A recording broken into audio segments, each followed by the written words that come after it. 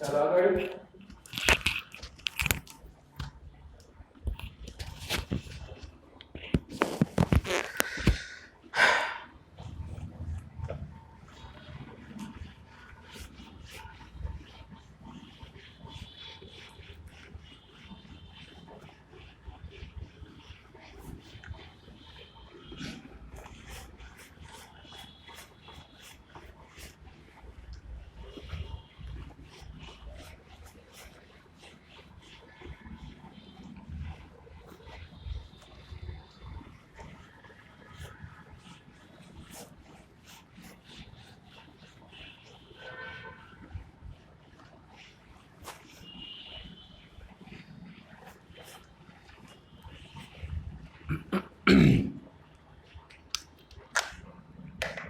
આગળ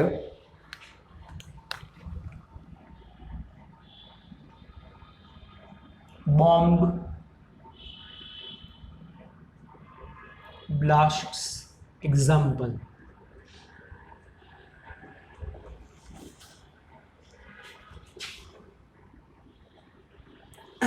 bomb blast, bomb જ્યારે ફૂટે બરોબર એને લગતા દાખલા પણ એમસીક્યુ પણ આવે છે આપણે બરોબર. ચાલો બોમ્બ બ્લાસ્ટ એક્ઝામ્પલ્સ. બોમ્બ ફૂટે છે તો એના માટે કયું બળ જવાબદાર છે? આંતરિક બળ. એટલે બોમ્બ ફૂટે કોઈ પણ ગેસમાં શું થશે? આંતરિક બળ જવાબદાર હશે. એટલે બાહ્ય બળ 0 હશે એટલે વેગમાન સંરક્ષણના નિયમનું 100% અહીંયા પાલન થશે જ. દાખલા તરીકે એક્ઝામ્પલ જોઈએ આપણે. એક બોમ્બ છે 3M દળનો, એ જમીન ઉપર સ્થિર અવસ્થામાં છે. સોરી, બોમ્બ જે છે જમીન ઉપર છે અને 20 મીટર પર સેકન્ડના વેગથી ગતિ કરે છે. અને આ બોમ્બ જે છે 20 મીટર પર સેકન્ડના વેગથી ગતિ કરતા કરતા બ્લાસ્ટ થયો. બ્લાસ્ટ થાય છે ને પરિણામે એનું દળ 2:1 માં ડિવાઈડ થાય છે. એટલે એક ટુકડાનું દળ m કિલો છે, બીજા ટુકડાનું દળ 2m કિલો છે. આ બોમ્બ છે, બોમ્બ 20 મીટર પર સેકન્ડના વેગથી ગતિ કરતો હતો બરોબર, અને ધડાકો થયો બૂમ, એટલે બે ટુકડા થયા. એક ટુકડો છે એનું દળ m, બીજા ટુકડાનું દળ 2m. હવે હેવિયર માસ વાળો ટુકડો છે માની લ્યો 30 ના વેગથી જાય છે. હેવિયર એટલે વધુ દળવાળો, તો લોઅર માસ વાળો ઓછા દળવાળા ટુકડાનો વેગ કેટલો એ આપણને પૂછ્યું છે. ચાલો બોમ્બનું બ્લાસ્ટ થશે. ભલે બોમ્બ ગતિ કરે છે, બોમ્બ ગતિ કરતો હશે એ બાહ્ય બળને કારણે આપણે આમ ઘા કર્યો, પણ બોમ્બ ફૂટે છે એમાં તો બાહ્ય બળ લાગશે નહીં, ત્યાં તો આંતરિક બળ લાગશે બરોબર. એટલે બોમ્બ બ્લાસ્ટમાં આઈની કઈ પોઝિશન છે? ઇનિશિયલ.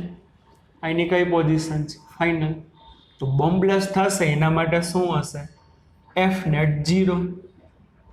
એટલા માટે initial momentum of system is equal to final momentum of the system. આપણે હલકા ટુકડાનો વેગ ગોતવાનો છે. ચાલો, તંત્રનું પ્રારંભિક વેગમાન 3m into v, v એટલે એનો 20 ઇઝ ઇક્વલ ટુ અંતિમ વેગમાન mv plus 2m into 30, 2m into 30. ચાલો બધા પાસે m છે, કોમન અને કેન્સલ, 30 દુને 60, v પ્લસ 60, તો v ઇઝ ઇક્વલ ટુ 0 આવ્યું. લે પોસિબલ છે તો ક્યાં છે?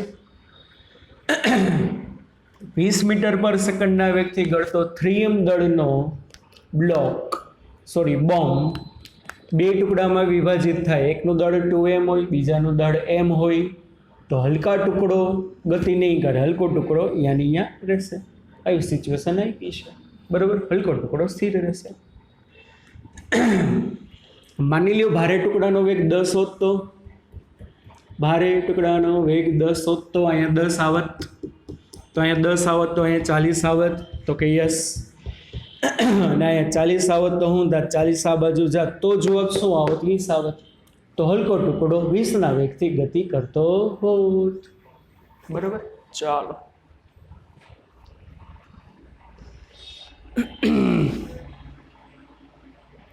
લખો. આકૃતિમાં દર્શાવ્યા પ્રમાણે એક બોમ્બ, આકૃતિમાં દર્શાવ્યા પ્રમાણે એક બોમ્બ સમાન દળના 3 ટુકડામાં વિભાજિત થાય છે. જો બોમ્બ ફૂટે તે પહેલા સ્થિર અવસ્થામાં હોય, જો બોમ્બ ફૂટે તે પહેલા સ્થિર અવસ્થામાં હોય તો ફૂટ્યા બાદ ત્રીજા ટુકડાનો વેગ અને દિશા જણાવો. ત્રીજા ટુકડાનો વેગ અને દિશા જણાવો. ચાલો, ઇનિશિયલ પોઝિશન છે ને,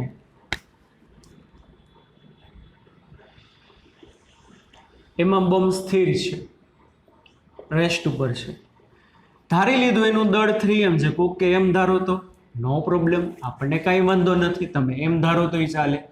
હવે એના 3 ટુકડા થયા. કેટલા ટુકડા થયા એના?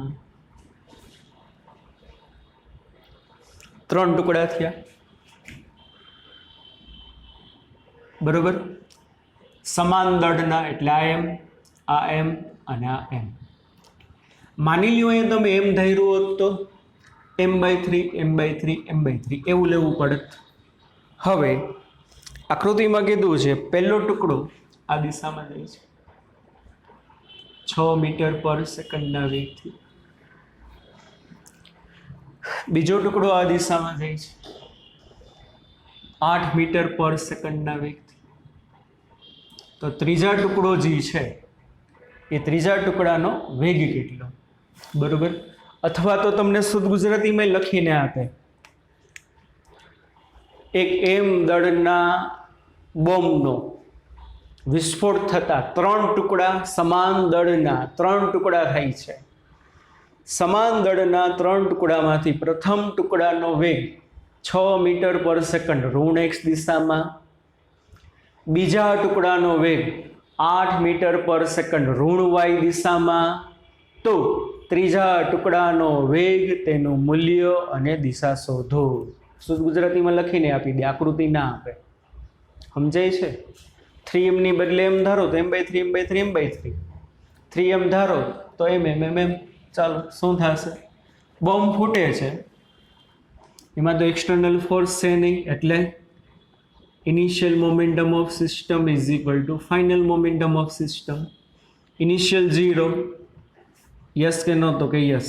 ચાલો, પેલા ટુકડાનું દળ m અને વેગ એનો 6 પણ ઋણ x દિશામાં, એટલે minus m into v, v એટલે 6 પણ ઋણ x દિશામાં આવી ગયું. બીજા ટુકડાનું દળ m, એનો વેગ ઋણ y દિશામાં, એટલે અહીંયા માઇનસ. હકીકતે થાય સરવાળો, સ્ટેપ બાય સ્ટેપ લખવું હોય તો મને કાંઈ વાંધો નથી.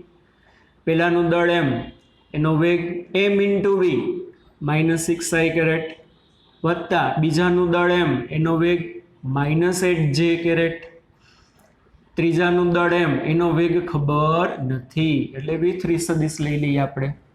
સમજાય છે વાલા બાળકો? આનું દળ m ધર્યું હોત તો અહીંયા m/3, અહીંયા m/3, અહીંયા m/3 આવત, પણ એ કેન્સલ જ થઈ જાત પૂરું. જેવી રીતે mm કેન્સલ થાય તો m/3 કેન્સલ થઈ જાત. ત્રણેયમાંથી m કોમન ને છેદમાં જવા દો, પૂરું. ત્રણેયમાંથી m કોમન ને છેદમાં જવા દો, એટલે આ 0 જ રહેશે. m ધર્યું હોત તો m/3 તો m/3 કોમન છેદમાં જવા દો, પૂરું. તો 0 is equal two -6i -8j plus v3 સદિશ. તો v3 સદિશ બરાબર શું થશે? 6i caret plus 8j caret. ત્રીજા ટુકડાનો વેગ મળ્યો. એ ત્રીજો ટુકડો છે ને વાલા બાળકો આમ જતો હશે, બરોબર. કેટલાના વેગથી? માનાંકમાં V3 સદિશ બરાબર 6 નો વર્ગ 36, 8 નો વર્ગ 64, 100 નું વર્ગમૂળ 10, 10 મીટર પર સેકન્ડ. 10 ના વેગથી આ દિશામાં જતો હશે. અને આ એક્સ અક્ષ અને આ વાય અક્ષ. એક્સ દિશામાં એની અસર કેટલી હશે? 6 I², કારણ કે આ પોઝિટિવ આવ્યું. વાય દિશામાં અસર કેટલી હશે? 8 જેટલી. કેટલાના એંગલે ગતિ કરે છે? મળી જશે. સિમ્પલ વસ્તુ છે. tan θ બરાબર વાય ઘટકના છેદમાં એક્સ ઘટક, 8/6, એટલે 2 દૂને 4/3. 4 3 વાળો ત્રિકોણ આવ્યું. માની લો 53 હોય તો 53 હોય તો મોટાની સામે મોટું, કર્ણો તો 5નો જ હશે, મોટાની સામે મોટું, અહીંયા નાનું. તો tan 53 બરાબર 4/3 થાય કે નહીં? tan θ બરાબર તો θ બરાબર tan ઇન્વર્સ 4/3, મતલબ કેટલાના એંગલે? 53 ડિગ્રી. ત્રીજો ટુકડો જે છે એક્સ અક્ષ સાથે 53 ડિગ્રીના ખૂણે 10 મીટર પર સેકન્ડના વેગથી ગતિ કરતો હશે. સાવ સહેલો.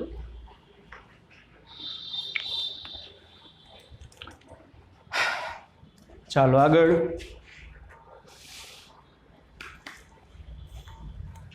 લખો. સ્થિર અવસ્થામાં રહેલા એક બોમ્બના 3 સમાન ટુકડા થાય છે. સ્થિર અવસ્થામાં રહેલા એક બોમ્બના 3 સમાન દળના ટુકડા થાય છે. પ્રથમ ટુકડાનો વેગ 1 મીટર પર સેકન્ડ, 1 મીટર પર સેકન્ડ ઋણ એક્સ દિશામાં. બીજા ટુકડાનો વેગ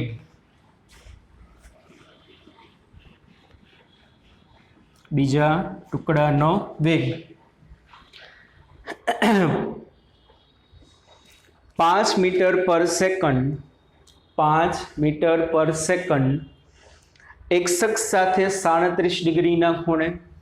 બીજા ટુકડાનો વેગ 5 મીટર પર સેકન્ડ એક્સ અક્ષ સાથે 37 ડિગ્રીના ખૂણે. તો ત્રીજા ટુકડાના વેગનું મૂલ્ય અને દિશા જણાવો. ચાલો, શું થયું? આ એક બોમ્બ શરૂઆતમાં સ્થિર અવસ્થામાં હતો તો કે યસ. 3 સમાન દળના ટુકડા થયા. માની લો, એમ ધારી લો આ વખતે ઇનિશિયલી એટ રેસ્ટ. હવે એના કેટલા ટુકડા થયા? 3 સમાન દળના કેટલા ટુકડા થયા? 3 ટુકડા થયા. એટલે આનું દળ m/3, આનું m/3, આનું m/3. પહેલો ટુકડો જાય છે ઋણ એક્સ દિશામાં. કેટલાના વેગથી? 1 મીટર પર સેકન્ડ. બીજો ટુકડો જાય છે આમ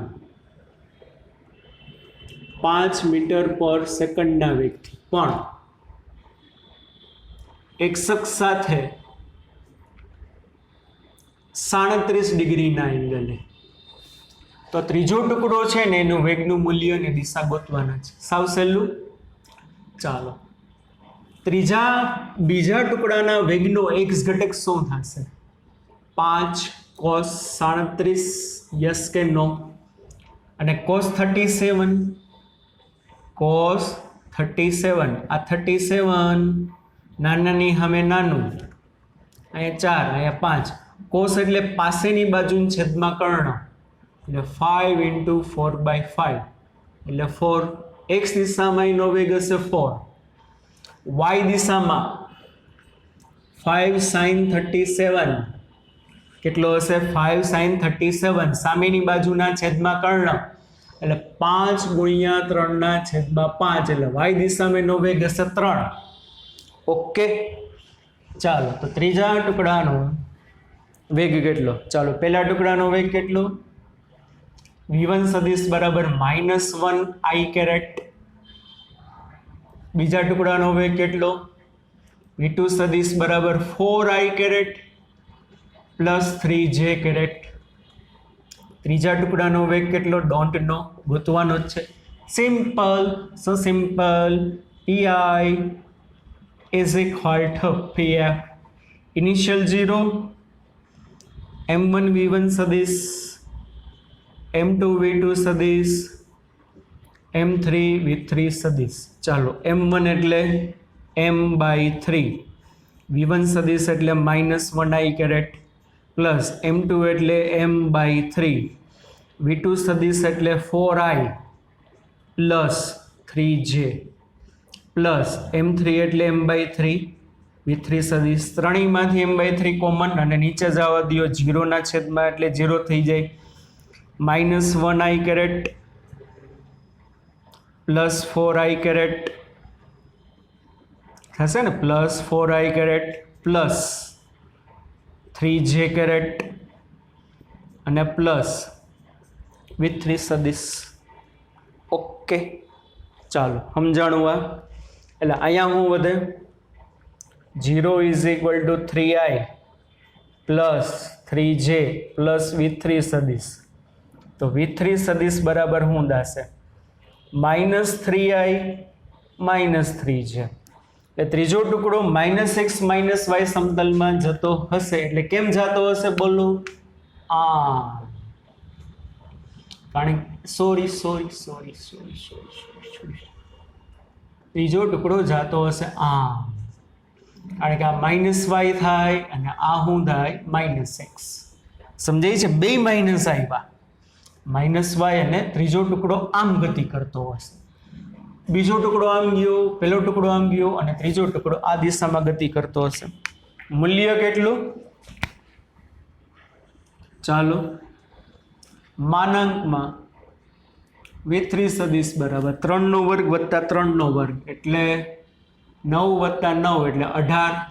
18 એટલે 9 દુ ને 18 થાય કે 9? 9 નું વર્ગમૂળ 3, 3√2 મીટર પર સેકન્ડ. એંગલ કેટલો? tan થીટા બરાબર vy/vx એટલે 3/3 એટલે 1. તો tan ની વેલ્યુ 1 ક્યારે હોય? 45. તો ત્રીજો ટુકડો ઋણ x અક્ષ સાથે 45 ડિગ્રીના કોણે, કોના સાથે? ઋણ x અક્ષ સાથે નીચેની બાજુ 45 ડિગ્રીના કોણે ગતિ કરતો હશે 3√2 મીટર પર સેકન્ડના વેગથી.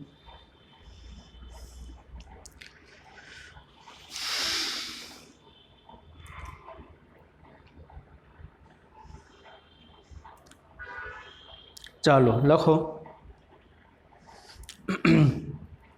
સ્થિર સ્થિતિમાં રહેલો એક બોમ્બનો વિસ્ફોટ થતા, સ્થિર સ્થિતિમાં રહેલા એક બોમ્બનો વિસ્ફોટ થતા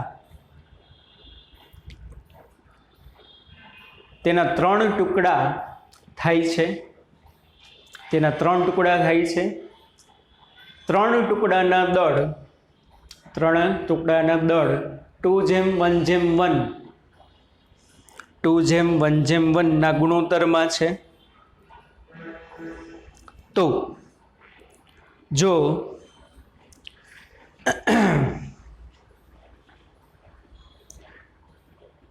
ભારે ટુકડો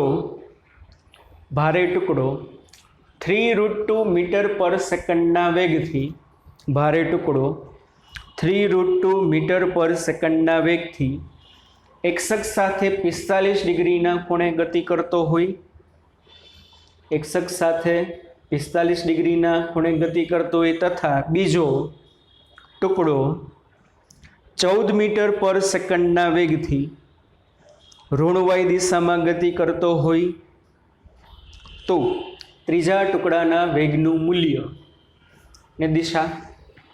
ચાલો, એક બોમ્બ છે, એ બોમ્બનો વિસ્ફોટ થયો, ટ્રુમ, તો એના 3 ટુકડા થયા 2:1:1 ના ભાગમાં, 2:1:1 ના ભાગમાં. એટલે હું ટોટલ દળમાંથી એક ટુકડાનું દળ કેટલું હશે? 2m, અને બાકીના 2 ટુકડાનું દળ કેટલું હશે? m. સમજાય છે? માની લ્યો 4m દળનો બોમ્બ હોય, કેટલા દળનો? 4m.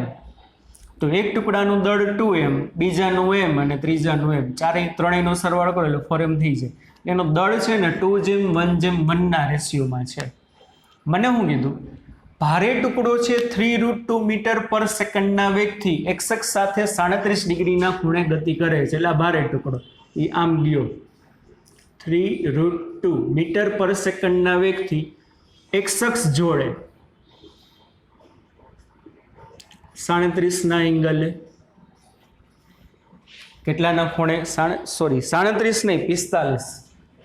રકમમાં જો 37 લખાયું હોય તો 45.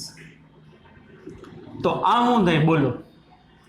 3√2 cos 45 કે નહીં? આ શું થાય? 3√2 cos 45, અને cos 45 એટલે 1/√2 કેન્સલ, એટલે 3. x દિશાનો વેગ હશે 3. અહીંયા 3√2 sin 45, sin 45 એટલે 1/√2 એટલે y દિશાનો વેગ 3 હશે ભારે ટુકડાનો. સમાન દળના 2 ટુકડા છે, એમાંથી એક ટુકડો ઋણ y દિશામાં જાય છે 14 મીટર પર સેકન્ડના વેગથી. કેટલાના વેગથી? 14 ના વેગથી. ચાલો, તો શું થશે? v1 સદિશ 3i વત્તા 3j, v2 સદિશ -14j, અને તમારે v3 સદિશ ગોતવાનું. સાવ સહેલું, હવે તો આવડી જશે. Initially was at rest, bomb ફૂટ્યો એ પહેલા સ્થિર અવસ્થામાં હતો. Initial is equal to final. 0 બરાબર m1 એટલે 2m, એને ગુણ્યા આ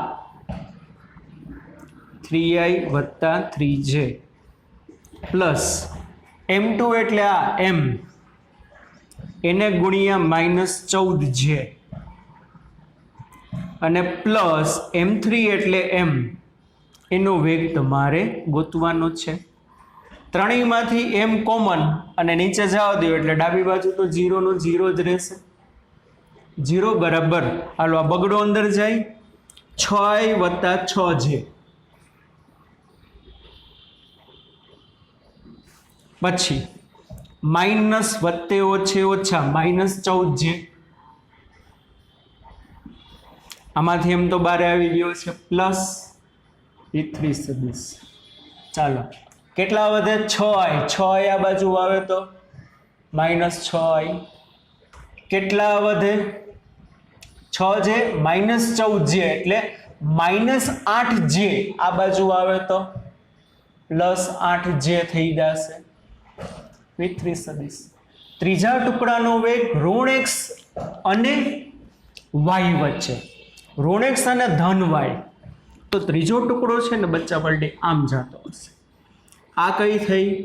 નેગેટિવ એક્સ. આ કઈ થઈ? ત્રીજા ચેપ્ટરના બધા કન્સેપ્ટ છે.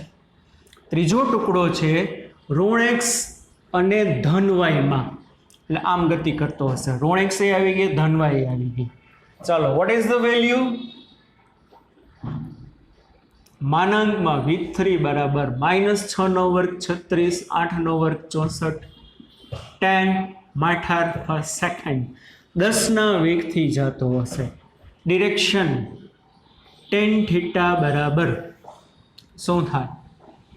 vy/vx 8/6 એટલે 4/3, અને હમણાં કીધું તું tan થીટા બરાબર 4/3, થીટા બરાબર tan ઇન્વર્સ 4/3 ક્યારે આવે? 53નો એંગલ હોય ત્યારે. એટલે ઋણ x અક્ષમાં 53 ડિગ્રીના એંગલે 10ના વેગથી ગતિ કરશે. ડન. ચાલો છેલ્લો દાખલો લખો. એક બોમ્બ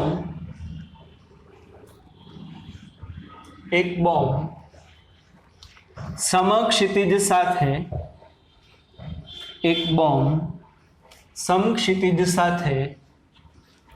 45 ડિગ્રીના કોણે સમક્ષિતિજ સાથે 45 ડિગ્રીના કોણે 10√2 મીટર પર સેકન્ડના વેગથી 10√2 મીટર પર સેકન્ડના વેગથી પ્રક્ષિપ્ત કરવામાં આવે છે. એક બોમ્બ છે ને સમક્ષિતિજ સાથે 45 ડિગ્રીના એંગલે 10√2 મીટર પર સેકન્ડના વેગથી શું કરવામાં આવે છે? પ્રક્ષિપ્ત કરવામાં આવે છે. મહત્તમ ઊંચાઈએ એટલે આપણે આમ ઘા કર્યો 10√2 મીટર પર સેકન્ડના વેગથી આમ ઘણી વાર આપણે દિવાળીમાં જતા ને બોમ્બ આપણે હળગે આમ એટલે 10√2 મીટર પર સેકન્ડના વેગથી ઘા કર્યો. કેટલાના એંગલે? 45. હવે આ ગતિ કરતા કરતા કરતા જ્યારે મહત્તમ ઊંચાઈ ગયો ને ત્યારે બ્લાસ્ટ થયો. બૂમ. લખો. મહત્તમ ઊંચાઈએ બોમ્બ બે ટુકડામાં 2:1ના દળના ગુણોત્તરમાં ફૂટે છે. મહત્તમ ઊંચાઈએ બોમ્બ બે ટુકડામાં 2:1ના દળના ગુણોત્તરમાં ફૂટે છે. જો હલકો પદાર્થ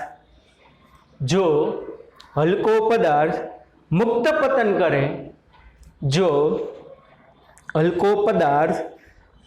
પતન કરે તો ભારે ટુકડાનો સમક્ષિતિજ દિશામાં વેગ કેટલો હશે? ભારે ટુકડાનો સમક્ષિતિજ દિશામાં વેગ કેટલો હશે? ચાલો. Before blasting what happen? Before blasting જો શું થયું? એક બોમ્બને આપણે ફેંક્યો, આ સમક્ષિતિજ કેટલાના વેગથી? 10√2 મીટર પર સેકન્ડના વેગથી ફેંકો. કેટલાના ખૂણે? 45 ડિગ્રીના ખૂણે તમે એને ફેંકો છો. જ્યારે મહત્તમ ઊંચાઈએ પહોંચ્યો ને આ બોમ્બ 10√2 મીટર પર સેકન્ડના વેગથી ફેંક્યો એટલે x દિશાનો વેગ કેટલો હશે? 10. ઇનિશિયલી y દિશાનો વેગ કેટલો હશે? 10. મેક્સિમમ હાઈટે ભાઈ પહોંચે છે ત્યારે શું હશે? બોલો.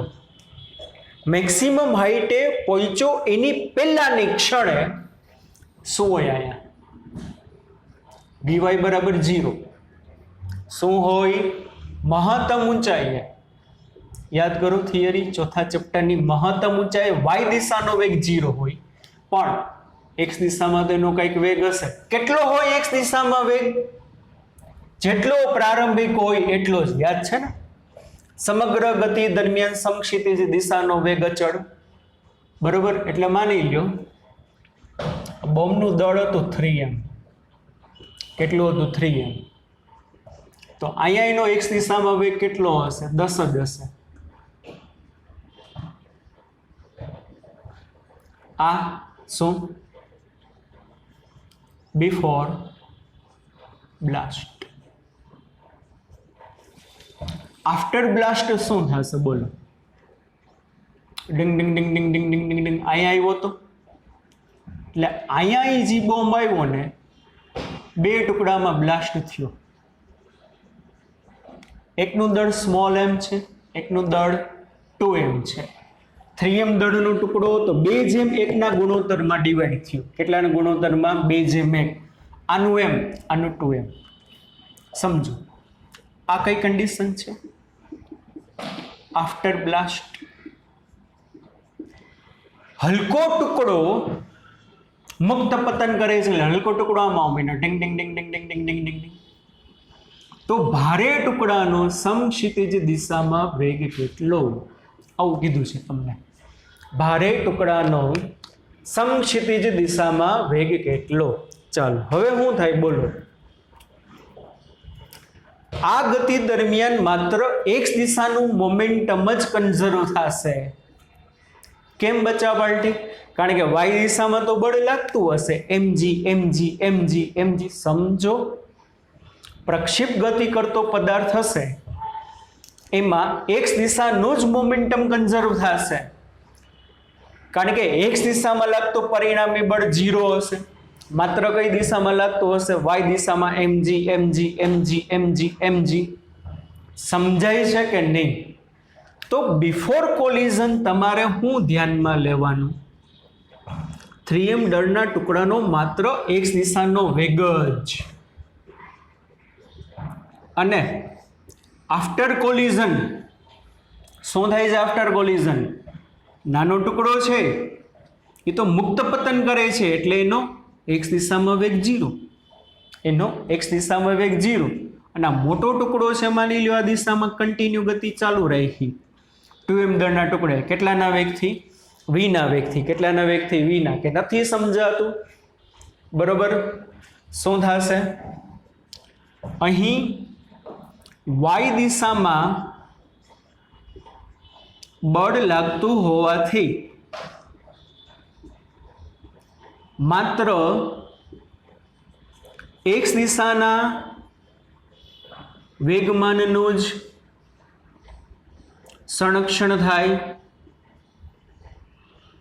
यस के नो तो के yes mg mg mg mg बळ लागे એટલે f net does not equal to 0 એટલે y દિશામાં ના હોય x દિશામાં બળ અચળ છે એનું પ્રૂફ શું અહીંયા વેગ જેટલો હતો એટલો વેગ અહીંયા જ છે સમગ્ર પ્રક્ષેપ ગતિ દરમિયાન સમક્ષિતિજ દિશાનો વેગ ન બદલે જો સમક્ષિતિજ દિશાનો વેગ બદલતો હોય તો સમક્ષિતિજ દિશામાં કંઈક બળ લાગતું હોય સમજો એટલે ખાલી x દિશાના જ કમ્પોનન્ટ ધ્યાનમાં લેવાનું કઈ દિશા x દિશા તો બિફોર બ્લાસ્ટિંગ x દિશામાં વેગ કેટલો 10 आफ्टर ब्लास्टिंग नानो टुकड़ो तो नीचे जाए छे ऋण y दिशा में मुक्त पतन करे छे એટલે x દિશાનો વેગ 0 મોટો ટુકડો માની લ્યો આ દિશામાં ગયો v ના વેગથી બોલો તો શું થાય initial momentum in x direction final momentum in x direction ચાલો બોમ્બ ફૂટે એ પહેલા ટોટલ દળ 3m x દિશામાં વેગ 10 ચાલો આનું દળ m પણ એનો x દિશામાં વેગ 0 આનું દળ 2m પણ એનો x દિશામાં વેગ v સમજાણું કે નહીં એટલે આ થાય 30m આ 0 2mv mm કેન્સલ તો v બરાબર આવશે 15 મીટર પર સેકન્ડ મોટો ટુકડો છે x અક્ષની દિશામાં એટલે કે સમક્ષિતિજ દિશામાં 15 મીટર પર સેકન્ડના વેગથી શું કરતો હશે ગતિ કરતો હશે ઓકે બચ્ચા બલ્ટી ચાલો એટલે લેક્ચર અહીં કમ્પ્લીટ કરીએ બાકીનું નેક્સ્ટ લેક્ચરમાં જોશે ત્યાં લગી bye bye take care C ધ્યાન રાખજો